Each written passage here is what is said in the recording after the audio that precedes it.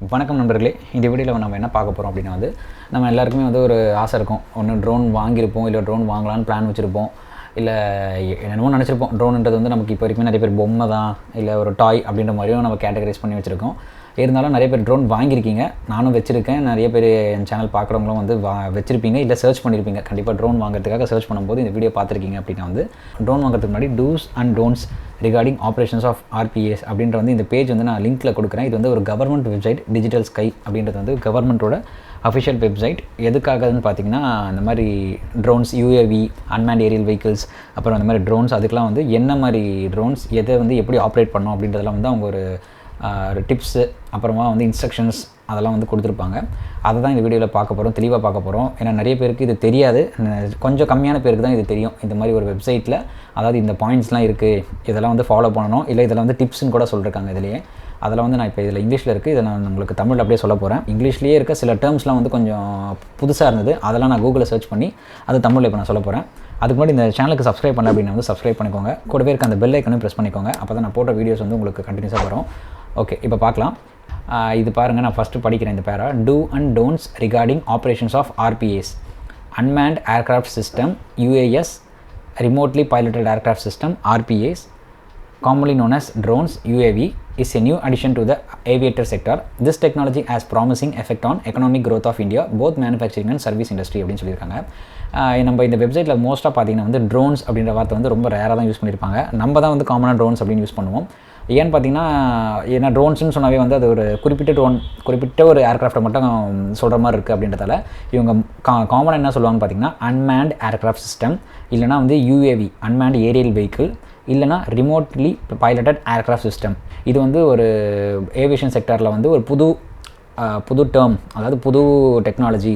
அதனால் இது இந்தியாவோட க்ரோத்துக்கு, எக்கனாமிக் க்ரோத்துக்கு ஹெல்ப்ஃபுல்லாக இருக்கும். மேனுஃபேக்சரிங் சைட்லேயும் சரி, அதே மாதிரி சர்வீஸ் இண்டஸ்ட்ரி சைட்லேயும் சரி அப்படின்னு சொல்லியிருக்காங்க இந்த பேரால். As more people enter the commercial and recreational hobby RPA scene, the prospects of RPA incidents also multiply. This applies not just to newcomers, amateurs, but even to professionals அப்படின்னு போட்டிருக்காங்க. என்ன சொல்கிறாங்கன்னா, இந்த இண்டஸ்ட்ரிக்குள்ளே இந்த கமர்ஷியல் அப்புறம் ரீக்ரியேஷனல் நிறைய பேர் நமக்கு பிடிச்சி வாங்கியிருப்போம். சில பேர் வேலையே அதுதான், அதான் செக்யூரிட்டி பர்பஸ், இல்லை ஈவெண்ட்ஸ்க்கு எடுக்கிறவங்க. அந்த மாதிரி நிறைய பேர் வாங்குறதுனால என்ன ஆகுது அப்படின்னா ஆக்சிடென்ட்டும் நடக்குது, இன்சிடென்ட்டும் நிறைய மல்டிப்ளை ஆகுது, அதிகமாக நடக்குது. இது ஒரு நியூ கமருக்கு தான் இல்லை, ஒரு ப்ரொஃபஷனலாக இருந்தாலுமே அந்த மாதிரி நிறைய நடக்க சான்சஸ் இருக்குது. ஏன்னா ட்ரோன்ஸ் பொறுத்த வரைக்கும் இவங்க தான் தப்பு பண்ணுவாங்க, அவங்க தான் தப்பு பண்ணுவாங்க அப்படின்ட்டு எதுவும் கிடையாது. Here are some operational safety tips to ensure that you have a better and safer flying experience, not just for yourself but the people around you அப்படின்னு போட்டிருக்காங்க. அதாவது இங்கே இதில் இந்த பேஜில் சில இம்பார்ட்டன்ஸ் சேஃப்டி டிப்ஸ்லாம் கொடுத்துருக்கோம். இது நம்ம சேஃபாக ஃப்ளை பண்ணுறதுக்கு மட்டும் உதவாது, நமக்கு மட்டும் உதவாது, நம்ம சுற்றி இருக்கவங்களுக்கும் ஒரு சேஃபான டிப்பு அப்படின்ற மாதிரி சொல்லியிருக்காங்க. இதில் பார்த்தீங்கன்னா ஒரு 16 பாயிண்ட் கொடுத்துருக்காங்க டூஸ் அப்படின்ட்டு. நான் ஒன்று படிக்கிறேன், ஒன்று இங்கிலீஷில் படிச்சுட்டு அதுக்கு என்ன அர்த்தம்ன்றதை சொல்லிடுறேன். ஃபஸ்ட்டு டூஸில் ஃபஸ்ட்டு பாயிண்ட் பார்த்தீங்கன்னா, ensure your RPA except nano in uncontrolled airspace up to 50 feet is digital sky, no permission, no takeoff, NPNT complaint அப்படின்னு போட்டிருக்காங்க. நம்மளோட RPA remotely piloted aircraft, RPA அப்படின்னாவே நம்ம ட்ரோன் தான். என்ஷூரியர் ட்ரோன், நம்ம ட்ரோன் பார்த்தீங்கன்னா நேனோ ட்ரோனை தவிர்த்து மற்ற எந்த ட்ரோனாக வச்சுருக்கீங்க அப்படின்னா NPNT அப்படின்னு சொல்லுவாங்க, no permission no take off compliant. அப்படின்னா என்ன அர்த்தம்னா, நமக்கு பர்மிஷன் இருந்தால் தான் நம்ம டேக் ஆஃப் பண்ண முடியும். பர்மிஷன் இல்லை, நோ பர்மிஷன் அப்படின்னா நோ டேக் ஆஃப் பண்ண முடியாது அப்படின்ற மாதிரி நேனோ ட்ரோனை தவிர்த்து, அதாவது Mavic Mini 1, Mavic Mini 2 இந்த 2 ட்ரோனை தவிர்த்து DJCAலையோ இல்லை எந்த பிராண்டாக இருந்தாலுமே இந்த NPNT கம்ப்ளைண்ட்டு ட்ரோனாக இருக்கணும். நான் வச்சுருக்கிறது Mavic Mini, அதனால் எனக்கு அது கிடையாது, அது கேட்டகரியில் அது கிடையாது. அதனால் அதை பற்றி நான் பெருசாக கவலைப்படலை. ஓகே, அடுத்து obtain unique identification number UIN from DGCA for operating in controlled airspace and affix it on your RPA. இதில் என்ன சொல்கிறாங்கன்னா, நம்ம ட்ரோனை ஒரு கண்ட்ரோல்டு ஏர்ஸ்பேஸ் அப்படின்னா 4000 தரையிலேருந்து 4000 ஃபீட்டுக்கு மேலே, 4000 ஃபீட்னா 1.2 கிலோமீட்டர்னு வச்சுப்போம், வெர்டிக்கலாக ஹைட்டு. அவ்வளோ ஹைட்டுக்கு மேலே நீங்கள் பறக்க வைக்கணும் உங்கள் ட்ரோனை அப்படின்னா உங்களுக்கு நீங்கள் DGCA சைட்லேருந்து யூனிக் ஐடென்டிஃபிகேஷன் நம்பர் அப்படின்ற ஒரு நம்பருக்கு அப்ளை பண்ணி, இது affix it on your RPA, நம்ம ட்ரோன் மேலே இந்த மாதிரி அந்த நம்பரை ஒட்டுவாங்க. அப்படி ஒட்டணும். இது பார்த்தீங்கன்னா UIN பார்த்தீங்கன்னா நேனோ ட்ரோன்ஸுக்கு அப்ளிகபிள் கிடையாது. ஏன்னா இதுதான் இந்த யூனிக் ஐடென்டிஃபிகேஷன், நீங்கள் நெட்டில் கூட போட்டு பாருங்கள், யூனிக் ஐடென்டிஃபிகேஷன் நம்பர் நேனோ ட்ரோன்ஸ்க்கு வாங்கணுமா வேணாமான்னு போட்டிங்கன்னா கிடையாதுன்ட்டு வரும். அப்படியே நீங்கள் வாங்கணும் அப்படின்னா வாங்கலாம். ஏன்னா நீங்கள் நேனோ ட்ரோன் நம்ம 1.2 கிலோமீட்டர் ஹைட்டுக்கு மேலே எந்த நேனோ ட்ரோனும் போகாது. 500 மீட்டர் தான் நம்ம Mavic Miniக்கு லிமிட்டே. இருந்தாலும் நீங்கள் பறக்க வைக்கணும், உங்களுக்கு அந்த கண்ட்ரோல் ஏர் ஸ்பேஸில் நீங்கள் பறக்க வைக்கணும் அப்படின்னா நீங்கள் UIN நீங்கள் வாங்கலாம், அது சாய்ஸ் தான்.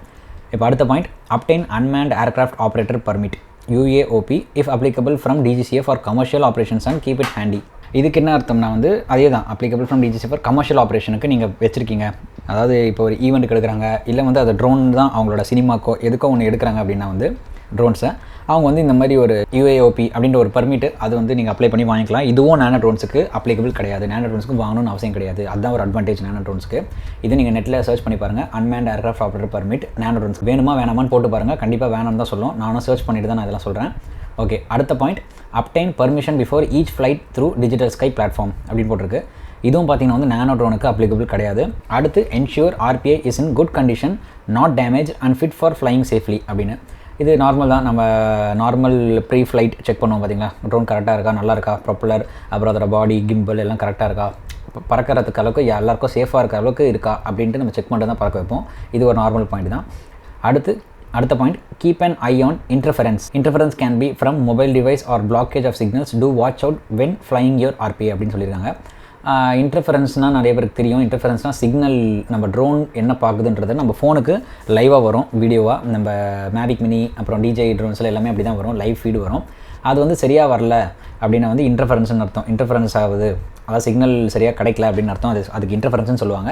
Interference can be from mobile device or blockage of சிக்னல்ஸ்னு இருக்குது. இன்டர்ஃபரன்ஸ் நம்ம மொபைல் ஃபோனில் இல்லை வீட்டில் இருக்க வைஃபை கனெக்ஷன்ஸ் அந்த மாதிரி இருந்தது அப்படின்னா வந்து நமக்கு கனெக்ஷன் மிஸ் ஆகும், இன்டர்ஃபரன்ஸ் ஆகும். எக்ஸாம்பிளுக்கு எனக்கு தெரிஞ்சவங்க ஒருத்தவங்க வந்து ஏர்போர்ட் பக்கத்தில் இருக்காங்க. அவங்க இந்த மாதிரி ஃப்ளை பண்ணாங்க, பக்கத்துலேயே தான், ஒரு 10 மீட்டர் கூட கிடையாது. எனக்கு வீடியோ அனுப்பிச்சாங்க. லைவ் கவரேஜ் பார்த்திங்கன்னா வந்து ரொம்ப ஸ்டக் ஆச்சு, இன்டர்ஃபரன்ஸ் ஆகிட்டே இருந்தது. என்ன இதுன்னு கேட்டால் அவங்க பக்கத்தில் ஏர்போர்ட் பக்கத்துலேயே இருக்காங்க அப்படின்னாங்க. அதனால தான் இன்டர்ஃபரன்ஸ் அதிகமாக இருந்தது. ஏர்போர்ட் பக்கத்துலேயும் சரி, இல்லை மொபைல் டிவைஸ், நம்ம சிட்டிலலாம் பார்த்தீங்கன்னா ஒரு 4 கிலோமீட்டர் போகக்கூடிய ட்ரோன் வந்து ஒரு 100 மீட்டர் போகிறதே வந்து கஷ்டமாக இருக்கும். ஏன்னு பார்த்தீங்கன்னா இன்டர்ஃபரன்ஸ். அதனால் இன்டர்ஃபரன்ஸ் இல்லாத இடம், ஒரு க்ரீன் ஜோன், ஒரு விவசாய இடம், அந்த மாதிரி ஒரு பச்சை பசேன்னு இருக்க இடத்துல நீங்கள் ஃப்ளை பண்ணுறது நல்லது. அடுத்த பாயிண்ட் பார்த்தீங்கன்னா, fly only during daylight after sunrise to before sunset. இது நான் ஆல்ரெடி முன்னாடியே சொல்லியிருக்கேன். ஏன்னு பார்த்தீங்கன்னா வந்து காலைல வெளிச்சமாக இருக்கும்போது தான் வந்து நம்ம இந்தியாவில் பார்த்தீங்கன்னா ட்ரோன்ஸ் பறக்க வேணும். எந்த ட்ரோன்ஸாக இருந்தாலும் சரி, எல்லா ட்ரோன்ஸுமே வந்து பகலில் தான் பறக்க வைக்கணும் அப்படின்னு சொல்லியிருப்பாங்க. இதே வெளிநாட்டில் பார்த்தீங்கன்னா வந்து நைட் டைமில் பறக்க வைக்கிறதுக்கு நம்ம ட்ரோனுக்கு கீழே வந்து லைட்டு, விட்டு எரியிற லைட் இருக்குது, ஃப்ளாஷ் லைட் மாதிரி. அது ஃப்ளாஷ் லைட் கிடையாது, அது ஒரு இண்டிகேஷனுக்காக அந்த லைட். நம்ம ஏரோப்ளைன்ஸ்லாம் நைட்டில் பார்த்துருப்போம், லைட் விட்டு எரியும் டெயிலில். அந்த மாதிரி ட்ரோன்ஸுக்கும் நம்ம வைக்கலாம். ஆனால் இந்தியாவில் அப்படி கிடையாது, வெளிநாட்டில் தான் அந்த மாதிரி பறக்க வைக்கலாம். இந்தியாவில் ஒன்லி டியூரிங் டே லைட்டில் தான் நம்ம பறக்க வைக்கணும். அடுத்து பார்த்திங்கன்னா, fly in good weather. Good weather lets you not only fly your RPA better but also keep track of it in the air அப்படின்னு போட்டிருக்காங்க. நம்ம குட் வெதரில் பறக்க வைக்கிறதுக்கு வந்து நான் ஆல்ரெடி ஒரு ஆப் சொல்லியிருக்கேன், UAV ஃபோர்காஸ்ட் அப்படின்ட்டு. நம்ம நிறையா இருக்குது, ஒன்றும் இல்லை, அது உள்ளே போயிட்டு நம்ம ட்ரோன்ஸுக்காகவே எஸ்பெஷலி அது செஞ்சது. அதில் போய் பார்த்தீங்கன்னா வந்து குட் டு ஃப்ளை, இல்லை நாட் வெதர் வந்து சரியில்லை அப்படின்லாம் வந்து அதிலே சொல்கிறோம். என்ன டே டைம், எப்போ வந்து சன்ரைஸ் சன்செட்டு, அப்புறம் விண்டு எவ்வளோ இருக்கும், பர்சிபிடேஷன் எவ்வளோ இருக்கும், மழை இருக்குமா இருக்காதா அப்படின்றதெல்லாம் வந்து உங்களுக்கு பார்த்து முன்னாடியே சொல்கிறோம்.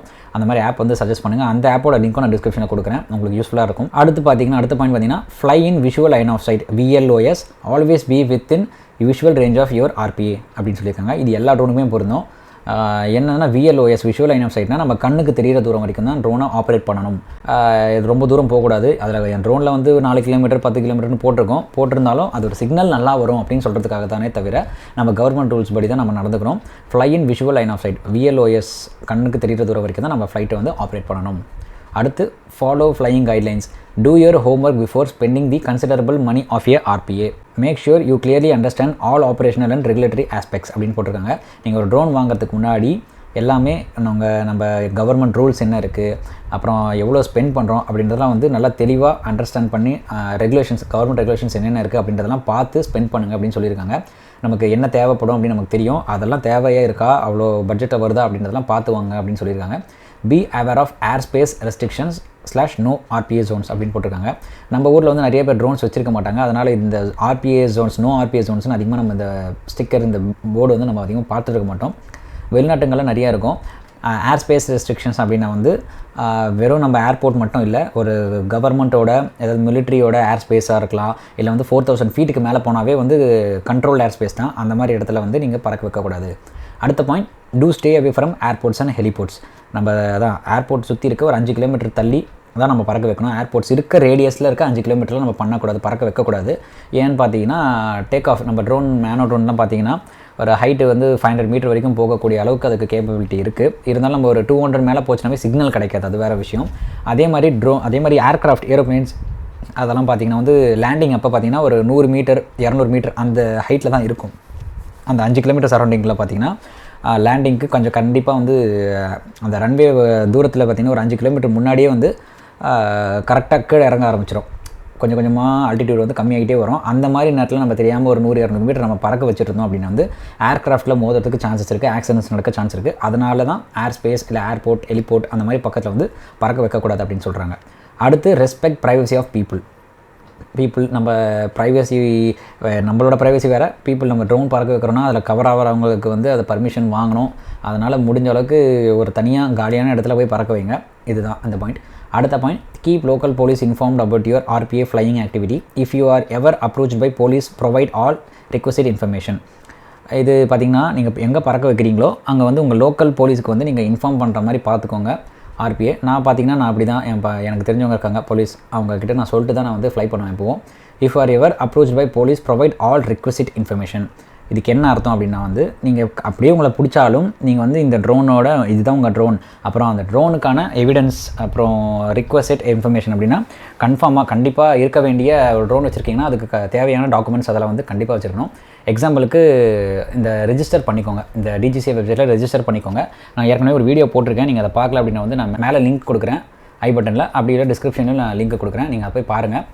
இது நானோ ட்ரோன்ஸ் கம்பல்சரி கிடையாது ரெஜிஸ்டர் பண்ணோம் அப்படின்ட்டு, இருந்தாலும் பண்ணுறதுல தப்பு கிடையாது. நான் பண்ணி வச்சுருக்கேன். ஏன்னா என்றைக்காவது ஏதாவது இஷ்யூ ஆச்சு, இல்லை ஒரு கவர்மெண்ட் சைடில் இல்லை ஒரு போலீஸ் ஏதோ ஒன்று யாரோ கம்ப்ளைண்ட் பண்ணிட்டாங்க, இல்லை ஏதோ ஒரு பிரச்சனை அப்படின்னா வந்து ஸ்ட்ராங்காக இருக்கட்டும், நம்மளோட இதுதான் அப்படின்னு நம்ம ஒரு பேசுகிறதுக்கு கொஞ்சம் ஒரு ஸ்ட்ராங்காக இருக்கட்டும் அப்படின்றதுனால நான் கவர்மெண்ட் வெப்சைட்டில் ரெஜிஸ்டர் பண்ணியிருக்கேன். நீங்களும் பண்ணல அப்படின்னா வந்து பண்ணுங்கள். அடுத்த பாயிண்ட் வந்து to log your flights and intimate concerned authorities like DGCA, local police etc. for any incidents or accidents அப்படின்னு போட்டிருக்காங்க. எக்ஸாம்பிள் நான் DJI Mavic Mini வச்சுருக்கேன். அதனால் DJI ஃப்ளை ஆப்பில் பார்த்தீங்கன்னா எல்லா ஃப்ளைட்டை எப்போ டேக் ஆஃப் பண்ணாலுமே எல்லாமே ரெக்கார்ட் ஆகும். அதில் நான் எப்போ எடுத்தேன், எங்கேருந்து எடுத்தேன், எவ்வளோ ஹைட் போனேன், எவ்வளோ நேரம் ஃப்ளை பண்ணேன், என் பேட்டரி பர்சன்டேஜ் எவ்வளோ இருந்ததுன்னு முதல் கொண்டு எல்லாமே அதில் வந்து ரெக்கார்ட் ஆகும். அதனால் அந்த மாதிரி இருக்க ட்ரோன்ஸாக பார்த்து வாங்குங்க. அதெல்லாம் இருக்குதான்னு பாருங்கள். DGCA அப்புறம் லோக்கல் போலீஸ் அதெல்லாம் வந்து இன்ஃபார்ம் பண்ணிட்டு நீங்கள் பறக்கிற மாதிரி பாருங்கள். அப்போ தான் வந்து எதாவது இன்சிடென்ட் ஆக்சிடென்ட் எதாவது நடந்தாலும் ஏதாவது நமக்கு ஒரு தெரியும், ஏதாவது நடக்காது, நம்ம இன்வால்வே ஆகாத ஏதாவது ஒரு விஷயத்தில் கூட நம்மளை பண்ணாங்க, ஏதாவது இன்வால்வ் பண்ணாங்க அப்படின்னா இந்த லாக், நம்ம ஃப்ளைட் எங்கே பறக்க வச்சோன்ற இந்த லாகிங் இன்ஃபர்மேஷன் வந்து யூஸ்ஃபுல்லாக இருக்கும். நம்ம அதில் இன்வால்வ் ஆகலை அப்படின்னு சொல்கிறதுக்காக அது ஒன்று. இப்போ மிச்சம் இருக்கிறதெல்லாம் பார்த்தீங்கன்னா டோன்ஸ், ஒரு 12 பாயிண்ட் வந்து பண்ணாதீங்க, கன்ஃபார்மாக பண்ணாதீங்க அப்படின்ற மாதிரி ஒரு பாயிண்ட்ஸ் இருக்குது. 12 பாயிண்ட் அதெல்லாம் சொல்கிற பாருங்க. First point, don't fly a nano RPA above 50 feet இல்லைனா 15 metre from the ground level. 15 metre நமக்கு தெரியும், இது ஒன்றும் புதுசு கிடையாது. ரொம்ப நாளாக இந்த 15 மீட்டர் இஷ்யூ ரொம்ப நாளாகவே இருக்குது. அப்புறம் மற்ற நானோ ட்ரோன்ஸ்க்குலாம் வந்து கம்பல்சரியாக இதெல்லாம் இருக்கா இல்லையான்னு தெரியல. ஆனால் Mavic Mini 2 2 ட்ரோன் வச்சுருக்கவங்களுக்கு கம்பல்சரியாக இருக்குது. Nano RPA above 50 feet 15 metre from the ground level. Okay, அடுத்த point, don't fly a micro RPA above 200 feet or 60 metre from the ground level. இதே 60 மீட்டரே வந்து இந்த நானோ ட்ரோனுக்கு கொடுத்துருந்தா ரொம்ப யூஸ்ஃபுல்லாக இருந்திருக்கும், சூப்பராக இருந்திருக்கும். ஏன்னா 15 மீட்டர்ன்றதில் ஒன்றுமே பண்ண முடியாது. இவங்க வந்து ஒரு பொம்மை ட்ரோன், ஒரு 1000 ரூபாய் 2000 ரூபாய் ட்ரோன் கேட்டகரியில் வரதுனால இப்படி பண்ணிட்டாங்க. ஆனால் அதே கேட்டகரியில் வந்து அதே வெயிட் கேட்டகரியில் நானோ ட்ரோன் கேட்டகரியில் Mavic Mini 2ன்ற ஒரு சூப்பரான பவர்ஃபுல்லான ட்ரோனும் வந்திருக்கு. இதை மனசில் வச்சு இதையும் 60 மீட்டர் மாற்றினாங்க அப்படின்னா ரொம்ப நல்லாயிருக்கும். பார்க்கலாம். டோன்ட் ஃப்ளை ஓகே, மூணாவது பாயிண்ட் பார்த்தீங்கன்னா don't fly RPA more than 120 metre from the ground level. இது எந்த ட்ரோனாக இருந்தாலுமே சரி, இப்போ நானோ ட்ரோனாகவே இருந்தாலும் இதை தாண்டி போயிட்டுனா கூட இந்த எக்காரணத்தை கூட இந்த 120 மீட்டர் மேலே போகக்கூடாது அப்படின்னு சொல்லியிருக்காங்க. எல்லா ட்ரோன், மைக்ரோ, மினி ட்ரோன், எந்த ட்ரோனாக இருந்தாலுமே, ஆளில்லா விமானம் எதுவாக இருந்தாலுமே 120 மீட்டர் மேலே போகக்கூடாது அப்படின்னு சொல்லியிருக்காங்க. அடுத்த point, don't fly RPA near other aircraft manned or அன்மேண்டுன்னு போட்டிருக்காங்க. நீங்கள் எந்த ட்ரோன் வச்சுருந்தாலுமே பக்கத்தில் இருக்க எந்த ட்ரோன் கிட்டையுமே எடுத்துகிட்டு போகாதீங்க, எந்த ஏர்க்ராஃப்ட் ஆகட்டும் எது கூடயுமே பக்கத்தில் விடாதீங்க அப்படின்னு சொல்லியிருக்காங்க. அடுத்து, don't fly RPA near airports and heliports. இதே பாயிண்ட் மேலேயும் பார்த்தோம், அதுதான் ஏர்போர்ட் பக்கத்தில் விட வேணாம். அடுத்து, don't fly RPA over groups of people, public events or stadiums full of people without permission இல்லாமல் எங்கேயுமே ஃப்ளை பண்ணாதீங்க அப்படின்னு சொல்கிறாங்க. இந்த மாதிரி இடத்துலாம் ஈவெண்ட்ஸ், கல்யாணத்துக்கு எடுக்கிறவங்கலாம் வந்து நீங்கள் பர்மிஷன் வாங்கியிருப்பீங்க, அங்கே விடுறதுல பிரச்சனை கிடையாது. அடுத்து, don't fly RPA over government facilities, military bases are over near any no RPA Jones.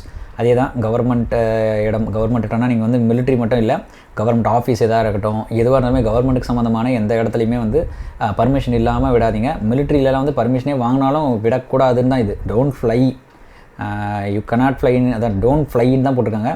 கண்டிப்பாக பறக்க வைக்கக்கூடாதுன்னு தான் இருக்குதுல. அடுத்து don't fly RBA over private property unless permission is given. உங்கள் ப்ரைவேட் ப்ராப்பர்ட்டி பக்கத்தில் எங்கேயோ ஒரு இடத்துல இருக்குது அப்படின்னா அங்கே அதுக்கு சொந்தமானவங்க கிட்ட ஒரு பர்மிஷன் வாங்கிக்கோங்க. நான்லாம் ஊருக்கெலாம் போனால் வந்து அங்கே எங்கே எடுக்கிறோமோ அங்கே ஊருக்குள்ள இருக்கவங்க கிட்டே என்ன கேட்டால் அவங்க எதுவுமே சொல்ல மாட்டாங்க. அந்த மாதிரி க்ரீன் ஜோன்ஸில் எடுக்கிறதுல பிரச்சனையே கிடையாது. சிட்டியில் எடுக்கும்போது தான் இந்த பிரச்சனைகள்லாம் வரும். அடுத்து don't fly RPI in controlled air space near airports without filling flight plan or AAI or ATC permission at least 24 hours before actual operation அப்படின்னு சொல்லியிருக்காங்க. கண்ட்ரோல் ஏர் ஸ்பேஸ் தாங்க. அதே மாதிரி 4000 ஃபீட்டுக்கு மேலே பறக்கக்கூடிய ட்ரோனுக்கு தான் இதெல்லாம் நமக்கு தேவைப்படாது. அடுத்து don't drop or carry hazardous material. அதாவது ட்ரோன் மேலே வச்சு ஏதாவது கல் இல்லை வெடிகுண்டு அந்த மாதிரி எதுவும் வச்சு போட்டுறாதீங்க அப்படின்னு சொல்கிறாங்க. நான் ஒரு டெஸ்ட் பண்ணியிருப்பேன். ஒரு கல் அது வந்து ட்ரோன் எவ்வளோ கேப்பபிளாக இருக்குது அப்படின்றதுக்காக நான் வீட்டுக்குள்ளே மாடியிலே வச்சு பண்ணேன். இது யாருக்கும் ஹார்ம்ஃபுல்லாக இல்லாத மாதிரி தான் இடத்துல தான் வச்சு பண்ணேன். ஆனால் அது மாதிரி ரொம்ப அதுவே நான் வந்து ஒரு பப்ளிக் இடத்துல போய் போட்டு அந்த மாதிரி பண்ணியிருந்தேன்னா கண்டிப்பாக அது வந்து ஒரு க்ரைம் மாதிரி தான். இது பார்த்திங்கன்னா டோன்ட் ஃப்ளை. அடுத்த பாயிண்ட் பார்த்திங்கன்னா don't fly RPA under the influence of drugs or alcohol. ஏன்னா நம்ம சும்மா பறக்க வைக்கும் போதே 1008 கிராஷ் பண்ணுறோம். இன்னும் குடிச்சிட்டுலாம் பண்ணோம்னா இன்னும் சொல்கிறதுக்கு இல்லை. அடுத்த பாயிண்ட் பார்த்திங்கன்னா don't fly RPA from a moving vehicle ship or aircraft. இந்த மாதிரி மூவிங் வெஹிக்கிள் வண்டி ஓட்டிகிட்டு இருக்கும்போது இல்லை கப்பல் இல்லைனா வந்து ஏர்க்ராஃப்டில் எதாவது போகும்போது இன்னொரு ஆர்பிஏ ரிமோட்டட்லி பைலட் ஏர்க்ராஃப்டை ஆப்ரேட் பண்ணாதீங்க அப்படின்னு சொல்கிறாங்க. அவ்வளோதாங்க. இது வந்து ஒரு 16 பாயிண்ட் டோன்ஸ் வந்து 12 பாயிண்ட் இருக்குது. இதெல்லாம் வந்து நமக்கு ஜென்ரலாக நிறைய தெரியும். சில டேர்ம்ஸ் அதாவது கண்ட்ரோல் ஏர் ஸ்பேஸ் அப்புறமா விஎல்ஓஎஸ் அந்த மாதிரி நிறைய சில டேர்ம்ஸ்லாம் வந்து நமக்கு புதுசாக இருந்திருக்கலாம்.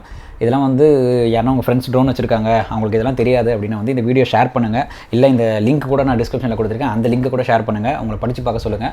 இதெல்லாம் படித்து பார்த்துட்டு நீங்கள் ரெஜிஸ்டர் பண்ணணுன்னா நான் வந்து வீடியோ போட்டிருக்கேன் ஒரு தனியாக வீடியோ. அந்த வீடியோ பார்த்துட்டு ரெஜிஸ்டர் பண்ணுங்கள். யூஸ்ஃபுல்லாக தான் இருக்கும். இந்த வீடியோ உங்களுக்கு பிடிச்சிருக்கும்னு நினைக்கிறேன். பிடிச்சிருந்தால் லைக் பண்ணுங்கள். மறக்காமல் கமெண்ட் பண்ணுங்கள். ஏதாவது டவுட்ஸ் இருந்ததுன்னா கமெண்ட் பண்ணுங்கள். உங்களை அடுத்த வீடியோவில் சந்திக்கிறேன். நன்றி, வணக்கம்.